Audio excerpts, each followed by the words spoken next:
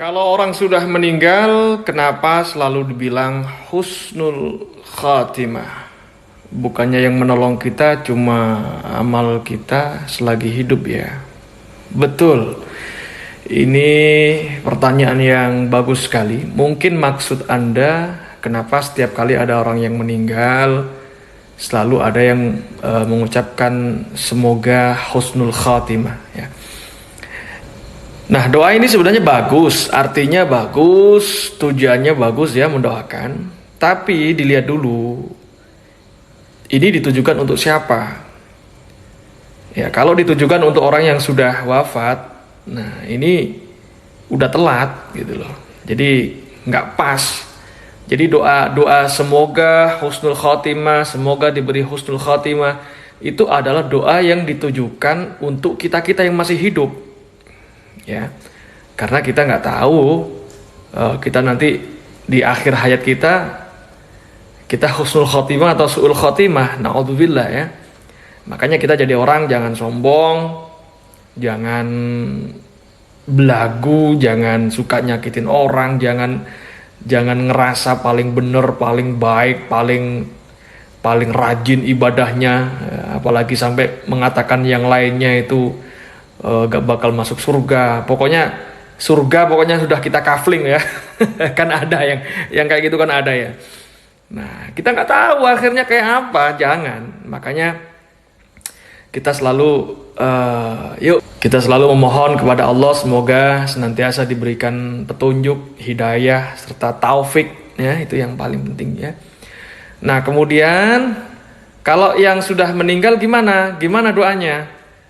Nah, pertama istirja ya, inna lillahi wa inna ilaihi raji'un. Kemudian kita doakan Allahumma ghfir lahu warhamhu wa'afihi wa'fu anhu. Itu kalau laki-laki.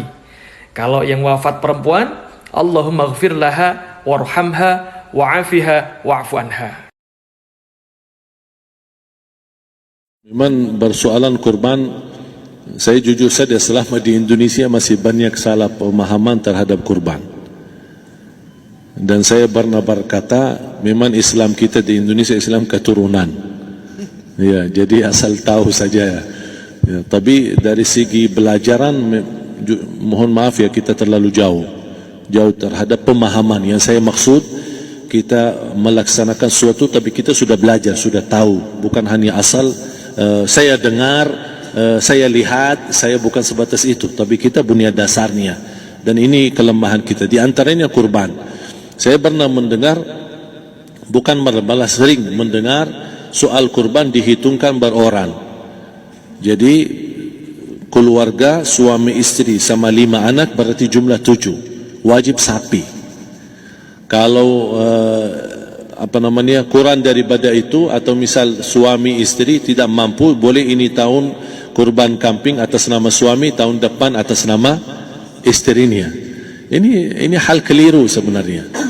Yang dihitungkan soal kurban beda sama akikah dan beda sama zakat fitrah. Zakat fitrah sama akikah terhitung beroran. Akikah laki-laki 2 kambing, perempuan 1. Kalau tidak mampu boleh. Kalau ada kembar laki sama perempuan berarti 3 kambing. Tapi kalau tidak mampu boleh 1 kambing, tidak masalah. Yang tidak ada istilah sekarang saya kurban tapi nanti sisanya seolah-olah ada hutang sama Allah. Sesuai kemampuan kita.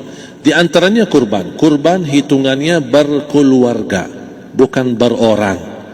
Buktinya Rasulullah SAW dan juga cerita Nabi Ibrahim. Ketika Nabi Ibrahim mau sembelih Nabi Ismail, Allah turunkan apa? Mengganti sembelihan Nabi Ismail dengan ekor kambing dari surga.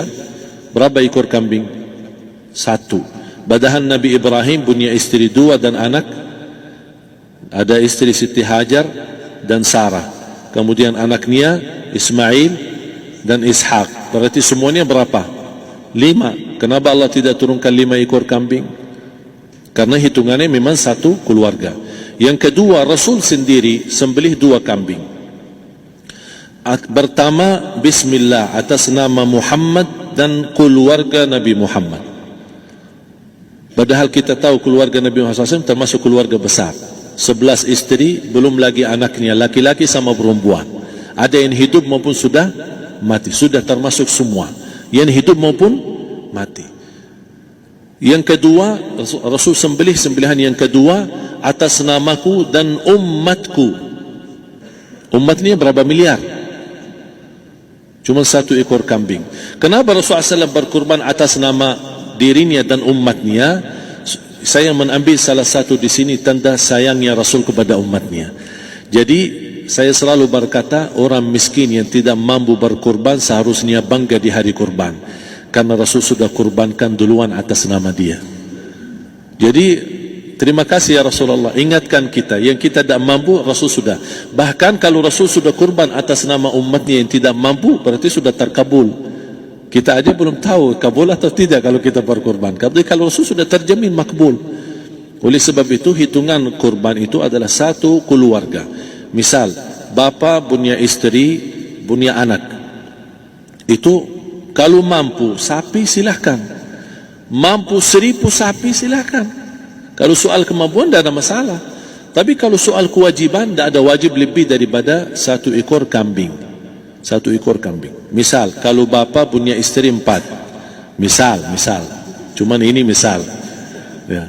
Istrinya 4. Setiap istri anaknya 10. Berarti jumlah berapa? Anak 40, istri 4, berarti 44, sama bapa 45. Wajib 1 ekor kambing saja. Cukup untuk semua ini. Tapi kalau soal mampu, ya silahkan. Mau 1000 kambing boleh, mau 1000 sapi boleh. Tidak ada yang melarang kalau soal kemampuan. Dan kalau kita mau sembelih, bismillah atas namaku dan keluarga. Tidak perlu bawa data-data nama keluarga. Jadi disebutkan tukang sembelihnya dah capek menunggu sambil sebutkan nama-nama. Tidak perlu. Udah bismillah atas namaku dan keluarga. Termasuk kata atas namaku dan keluarga, termasuk orang tua yang sudah meninggal. Termasuk orang tua yang sudah, karena kita adalah hasil daripada orang